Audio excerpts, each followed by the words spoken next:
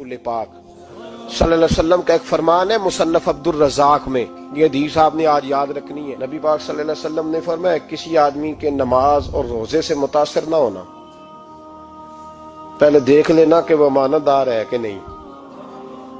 किसी के नमाज रोजे से मुतासिर नहीं होना, पहले देख लेना कि दयानतदार है कि, देखना लोगों की जेबों पे कितनी नजरें डालता है। फरमाया बहुत सारे नमाज रोजे वाले धोखेबाजी करते हैं, दयानती न करें, अपने ओहदे का पास रखें, अपने मनसब का ख्याल रखें। ओहदे जिस जगह आप मौजूद हैं आपकी जिम्मेदारी है। मेरे रसूल पाक सल्लल्लाहु अलैहि वसल्लम ने फरमाया हर बंदा तुम में से निगरान है और जो उसकी रियाया है उसके बारे में उसने जवाब देना है। कभी भी बददयानती ना करें। हम लोगों का पहले एतमाद हासिल करते हैं, फिर उस एतमाद को ठेस पहुंचाते हैं। उसका नुकसान पता क्या होता है? दुनिया में सबसे कमजोर शख्स वो होता है जिस पर कोई एतबार नहीं करता। जिसका एतमाद जाया हो जाए वो आदमी बिखर जाता है। कभी भी धोखाधड़ी की पॉलिसी ना बनाए। हम लोगों से मुफादात लेने के लिए अपने रवैये मीठे करते हैं और जब काम निकल जाता है फिर हमारे रवैये बदल जाते हैं। ये धोखा है, ये बददयानती है। इसको अल्लाह रसूल ने पसंद नहीं किया। मेरे नबी पाक अलैहिस्सलाम ने फरमाया जिसमें तीन बातें पाई जाएं वो तो मुनाफिक है। अगरचे उलमा कहते हैं यहाँ मुनाफिक इत्कादी मुराद नहीं, मुनाफिक अमली मुराद है, लेकिन हुजूर ने फरमाया मुनाफिक है। या रसूलुल्लाह कौन? फरमाया वो बंदा जब बात करे तो झूठ बोले, जब वादा करे तो मुखालफत करे, जब अमानत रखी जाए तो बददयानती करे। ये तो बंदा मुनाफिक है। हजरत अबू नूर अलैहिर्रहमा ने लिखा है, फरमाते हैं महमूद गजनवी का दौर था तो एक आदमी महमूद गजनवी के पास ना अपना केस लेके आया, मुद्दई बन के आया। उसने कहा बादशाह मेरा केस बड़ा निराला है। बादशाह सलामत ने कहा वो किस तरह? कहने लगा ये मेरे पास एक थैली है, मैं ना सफर पे जाने लगा तो ये थैली पूरी हीरों की भरी हुई। फलां इलाके के जो काजी साहब है ना, मैं जाती दफा मैं कहीं सफर पे जा रहा था तो मैं उनके पास छोड़ गया कि रास्ता लंबा है, कहीं कोई मुझसे छीन ना ले, हीरों की भरी हुई थी। कुछ दिनों के बाद मैं वापस आया हूं, काजी साहब ने मुझे थैली वापस की है तो इसमें हीरों की बजाय खोटे सिक्के निकले। अब मैंने काजी साहब से कहा है तो काजी साहब तो मेरे गिरेबान तक आते हैं, वो कहते हैं बता कहीं से फटी है, खुली है? वो जिस तरह टांके लगा के तूने सी थी उसी तरह लगे हुए हैं कि नहीं? तो हुजूर लगे भी बिल्कुल उसी तरह है, ना फटी है ना खुली है। अब मैं लुट गया हूं, मेरी कुल उम्र की कमाई जाया हो गई, खोटे सिक्के कहां और हीरे कहां? तो मेहरबानी करें और आप की बारगाह में अल्लाह रसूल के नाम पर हलफ देता हूं कि मैं हूं बिल्कुल सच्चा।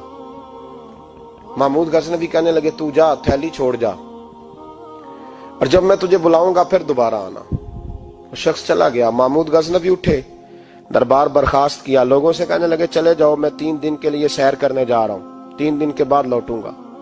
अकेले जब रह गए ना महमूद दरबार में तो महबूब ने छुरी मंगाई।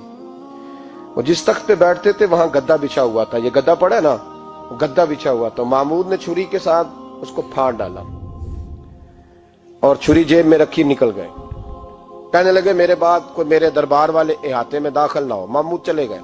अब वो सफाई करने वाला जब आया ना, उसने आके देखा तो गद्दा तो फटा हुआ है। उसने शोर डाल दिया, पहरेदार भी आ गए, फलां साहब भी आ गए, फलां साहब। उसने कहा ओ खुदा के बंदो उसका गद्दा फट गया है, वो तो मार डालेगा। उसने कहा था सिवाय सफाई और निगरानी वाले के दूसरा आए कोई ना, और यहाँ आया भी कोई नहीं। पहले दिन ही फटा हुआ है तो लटका देगा सबको, क्या करें? शोर हो गया, सारे दरबार के मुलाजिमीन इकट्ठे हो गए। एक बंदा बोला, कहने लगा फिक्र ना करो, मैं कैसे बंदे को जानता हूं, इस तरह सिएगा कि जिसने फाड़ा होगा उसे भी पता नहीं चलेगा कहां से फटा था। ऐसा बेहतरीन रफू करेगा कि पता भी। उसने कहा यार हम सारे एक महीने की तनख्वाह देते हैं, तू बंदा बुला। वो बुला लिया उसको, उसका नाम अहमद रफूगर था। वो आया, उसको गद्दा दिखाया, उसका यार इस तरह सीना पता ना चले। उसने कहा फिक्र ही ना करो, मैं बड़ा कारीगर हूं। बड़े बड़े कारीगर लोग नहीं हमारे मुल्क में पाए जाते, कोई निशान छोड़ते हैं पीछे? बड़े कारीगर का पैसे होने चाहिए, बड़े बड़े कारीगर बंदे। आप यकीन करें ऐसा ऐसा फलसफा, ये उम्रा इबादत है ना, सरकार दो आलम सल्लल्लाहु अलैहि वसल्लम की बारगाह की हाजिरी बड़ी नेमत है ना। तो सऊदी गवर्नमेंट ने पाबंदी लगा दी, खैर उनकी भी ज्यादती है। इस तरह की पाबंदियां शरीयत इस्लामिया में जायज नहीं। अल्लाह के घर मुसलमान जब चाहे जा सकता है, लेकिन वो कहते हैं जी 2000 रियाल दे जिसने 2 साल बाद भी आना है। उन्होंने पाबंदी लगाई तो हमारे एजेंटों ने भी कई खास ट्रेनिंग हासिल की हुई है, पता नहीं कहां से सीख के आए, उन्होंने भी रास्ता निकाल लिया। ایک صاحب سے میں نے کہا کہ جناب وہ 2000 ریال لگ گیا تو کیا کرنا ہے؟ کہنے کوئی مسئلہ نہیں، پاسپورٹ نواں بنوا لو، گنجائش ہے، یعنی ہر شے کا حل ہے۔ اور میں نے کہا یار اب عمرہ کرنے جاتے وقت بھی بندہ دھوکہ دے کے جائے، اللہ کے گھر جاتے وقت بھی اس طرح کی حرکت کرے، کیا حال ہو گیا؟ ہر چیز کا لوگوں نے حل نکال لیا، ہر چیز کا لوگوں نے سٹائل بنا لی۔ ایسا نہ کریں، یہ درست نہیں۔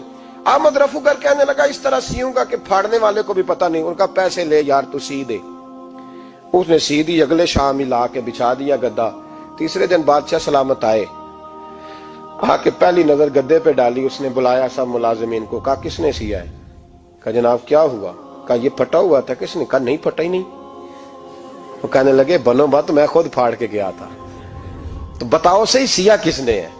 کہا جناب آپ پھاڑ کے گئے تھے تو بتایا کیوں نہیں؟ فرمانے لگے اسی لیے تو بتایا نہیں تھا کہ تم خود تحقیق کر لو، بلاؤ بتاؤ سیا کس نے۔ تو بلا لیا، احمد رفو گر آ گیا۔ اس کو جب بلا کے سامنے بادشاہ کھڑا کیا، کہا بھئی تو نے سیا ہے؟ کہنے لگا حضور آپ کے سارے ملازم کٹھے ہو کے آئے تھے، میری غلطی کوئی نہیں۔ کہا نہیں یار تو بڑا کاریگر ہے، میں نے اپنے ہاتھ سے پھاڑا تھا پر مجھے بھی نہیں پتا چل رہا کہاں سے پھٹا تھا۔ اچھا یہ بتا یہ تھیلی جو ہے یہ بھی تو نے سی تھی؟ اس نے کہا جی آپ کے خادم کا ہی کارنامہ ہے، وہ فلانے علاقے کے قاضی صاحب آئے تھے، اس میں سے ہیرے نکال کے تو کھوٹے سکے بھرے تھے، تو مجھے بھی تھوڑا سا حصہ ملا تھا۔ محمود نے سارے گواہ بھی اکٹھے کر لیے، ثبوت بھی اکٹھے کر لیے۔ پھر قاضی کو بلایا، پہلے سارے ثبوت اور گواہ کیس حل کر لیا۔ پھر ہمارے ہاں یہ حال ہوتا ہے کہ مدعی 2-3 ہفتے کے بعد خود ہی ہاتھ باندھ جاتا ہے، کہنا تسی میری جان چھڈو، مجرم پھڑو پاوے نہ پڑھو۔ وہ کہتا ہے مجھے معافی دو، میں رہا۔ ظلم ہے نا، ظلم زیادتی ہے کہ جو بیچارہ اتنے سوال مجرم سے نہیں ہوتے جتنے مدعی سے ہوتے ہیں۔ آپ یقین کریں اتنے سوالات ہوتے بیچارہ ہف جاتا ہے۔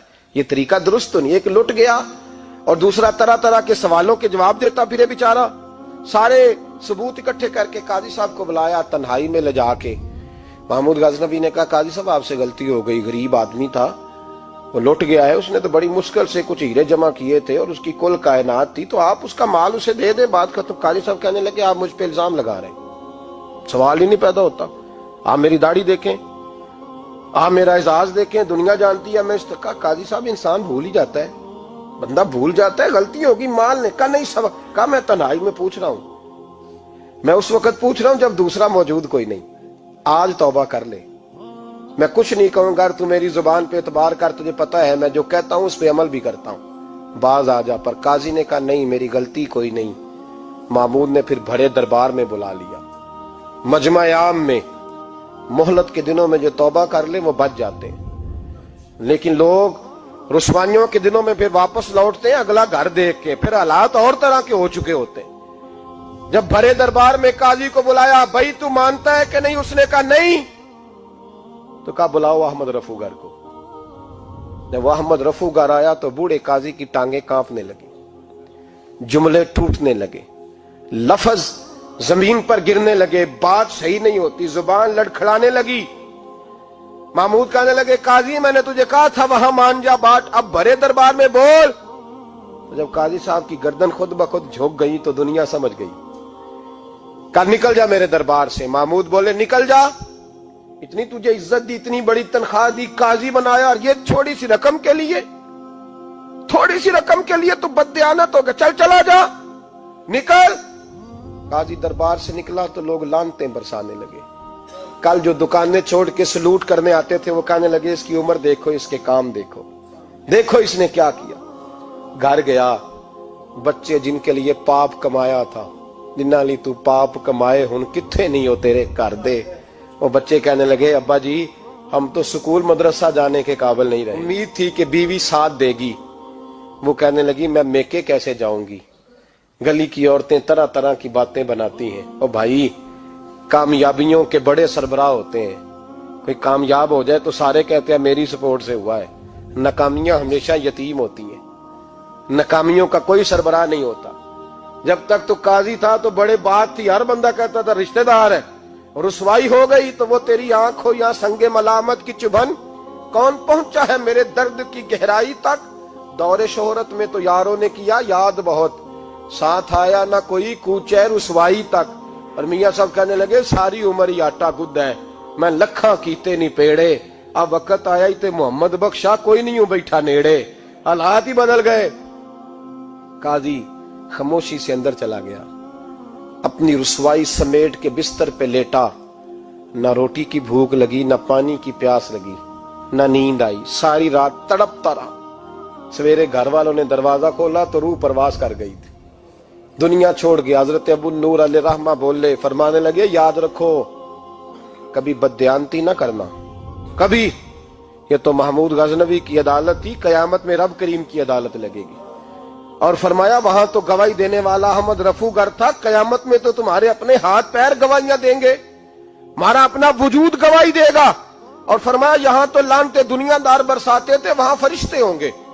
اور قاضی کو تو موت آ گئی تھی، قیامت میں تو دوبارہ موت بھی کوئی نہیں آئے گی، وہاں تو رہنا ہے اور سہنا ہے۔ بددیانتی معاشرے میں، اتنی بددیانتی ہر جگہ۔ اس معاشرے کا بھی کچھ بنے گا جہاں دوائی بھی خالص نہ ملے، جہاں دوائی میں بھی بددیانتی ہو۔ لوگ اپنے بچے کو آکسفورڈ یونیورسٹی میں پڑھانے کے لیے غریبوں کے بچوں کے رگوں میں جو دوائی اتارے وہ بھی 2 نمبر۔ اتنا بڑا بھی کو بددیانت معاشرہ ہوتا ہے کہ لوگ یہاں تک دھندا کریں، یہاں تک کہ لوگ لوگوں کی زندگیوں سے کھیل جائیں اور ہمیں احساس تک نہ ہو کہ کوئی مر جائے گا، کوئی ڈوب جائے گا، کیا بنے گا۔ اور جس نے وہ رجسٹر کی دوائی کی، اس نے 2-4 لاکھ روپیہ لیا اور اس نے یہ نہیں سوچا کتنے انسان میری وجہ سے مریں گے۔ قتل صرف یہ تو نہیں ہوتا گولی مار کے مار دینا، لوگوں کی زندگیوں سے لوگ کھیل جاتے ہیں، لوگ تباہی کر جاتے ہیں، لیکن بددیانتی سے باز نہیں آتے۔ میرے رسول پاک علیہ السلام کے غلاموں، نبی پاک صلی اللہ علیہ وسلم نے ذرا سی بددیانتی، اور صحابہ کا یہ مزاج تھا، اتنی سی بھی کبھی ان سے غلطی ہوتی تو تڑپ